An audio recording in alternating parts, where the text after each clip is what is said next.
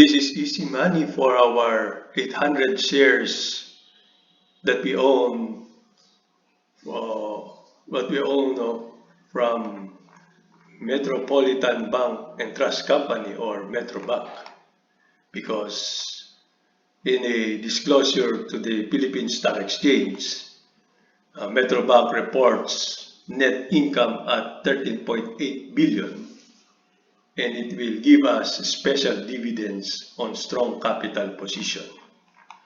So the details of which it says METROBANK reports net income at 13.8 billion pesos, and they issued special dividends on strong capital position to us. So they will issue special dividends. They will give us special dividends in addition to the regular dividends. So reading further, Metropolitan Bank and Trust Company, or METROBANK, disclosed that income before provisions increased by 26% to 61.8 billion in the year 2020. In line with its strategy to prepare for the risk associated with the pandemic, the bank booked provisions of 40.8 billion pesos, resulting in a full year 2020 net income of 13.8 billion pesos. METROBANK's substantial capital also prompted the board of directors to declare a special cash dividend of 3 peso per share in addition to the regular dividend of 1 peso per share. This is easy money for us who are owners of METROBANK, or Metropolitan Bank and Trust Company. So they will give us 3 pesos per share as special cash dividend, plus 1 peso per share in the regular dividend, or 4 peso per share. So reading further, our strategy of early and aggressive provisioning in the year 2020 has made METROBANK stronger and well prepared to weather future risk. Despite the events of the year 2020, our core business remains solid, and we remain ready to be a key partner in economic recovery. Our high capital buffer has given us the opportunity to distribute more dividends this year. We will continue monitoring economic conditions and considering strategies that will maintain a balance between strong capital and optimal returns, said METROBANK President Fabian SD. The bank's capital ratios are still among the highest in the industry. Based on December 2020 balance sheet, METROBANK's capital adequacy ratio, CAR, is estimated to move from 20.2% to 19.1%, and Common Equity Tier 1 CET ratio from 19.3% to 18.2% after dividends. Both measures are still substantially higher than the 11.0% minimum regulatory threshold for CET1 and 10% for CAR.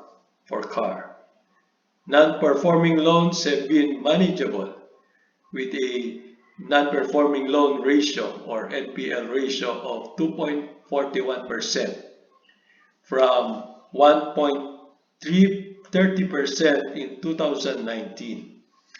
Nonetheless, the bank has set aside 40.8 billion pesos in provisions for bad loan, 4 times more than the 10.1 billion provisions booked in 2019.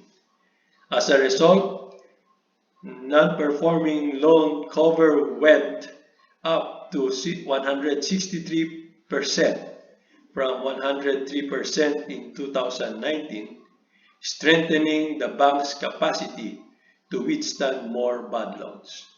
So they are in a good position to weather the bad effects of the pandemic due to borrowers that are not capable to pay their loans, either because they lose their employment or they scale down the business. Like instead of having a business that operates 24 hours, they now operate limited hours. So reading further, the growth in operating income was supported by strong revenues and improving operating efficiency.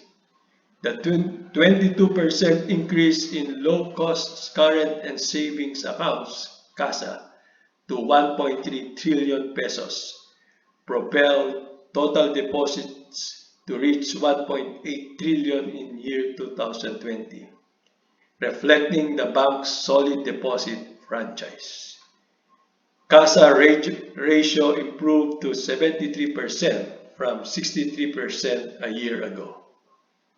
Healthy CASA deposit generation helped ease the overall funding cost in 2020 and supported net interest margins, which improved by 14 basis points to 3.98%. As a result, net interest income rose 11.8% from the previous year. This was achieved amid a 13% contraction in gross loans to 1.3 trillion pesos as the economic impact of the pandemic affected businesses and consumer confidence. Commercial clients trimmed working capital loans and deferred expansion plans, while consumer customers limited spending to essential goods and deferred big-ticket purchases. Non-interest income expanded by 20%, lifted by trading and foreign exchange gains of 19.2 billion pesos as the bank optimized its investment portfolio under a record low interest rate environment. Growth in operating expenses was kept at 4% to 60.1 billion, underscored by continued efforts to enhance productivity and operational efficiency. Cost-to-income ratio improved to 50% from 55% previously. So, overall, METROBANK ended year 2020 as the country's second largest bank with consolidated assets of 2.5 trillion pesos.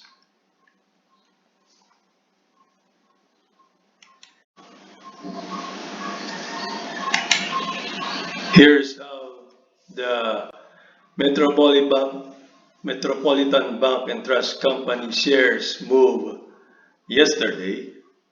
So it has a previous price of 48 pesos, 40.20 pesos per share, and it traded and then ended at 51 peso per share. So that is a 5.81% daily change. So Metropolitan Bank and Trust Company has an outstanding of 4,497,415,555, and it has a market capitalization of 229,368,193,305 pesos. It has a board lot of 100 shares. That means that's the minimum number of shares you can purchase from the stock market, and it has a par value of 20 pesos. So the ceiling price is 72.30 pesos per share, and it has a floor price of 33.74 pesos per share. Then going to my wives and I's portfolio.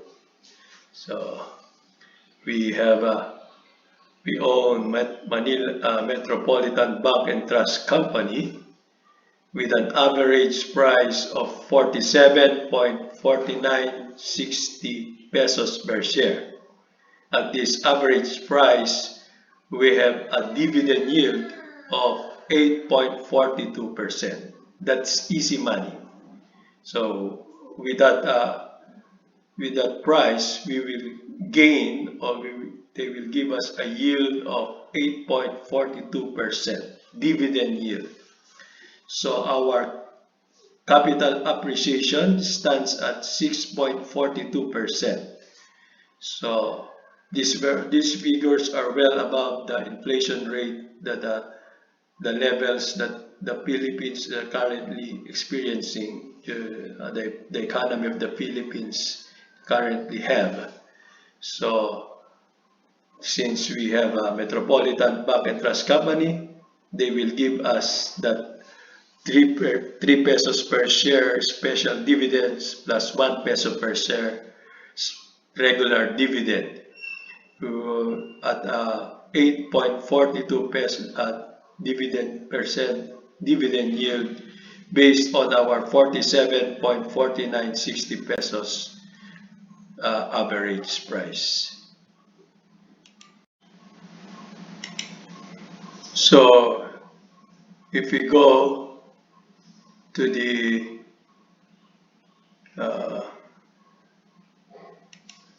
stock again,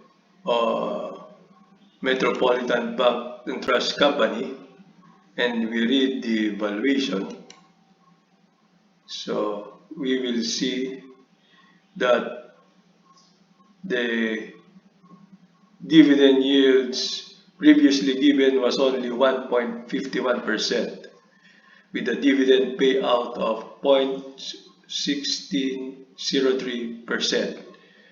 So we go to the highlights, and we will take note that the total assets of Metropolitan Bank and Trust Company is 2,450,813,000 pesos. So this is way above the market capitalization of 220 billion. So the stock is relatively trading now at a very cheap price. So we go to the dividends. So the year 2021 today, they will give us 1 peso dividend, regular dividends, in addition to 3 pesos special dividends. The execution date, X date, will be on March 2, 2021, with a record date of March 5, 2021. And we will receive the 3 pesos special dividend and 1 peso regular dividend on March 18, 2021. Okay guys, thank you for watching. See you on our next video.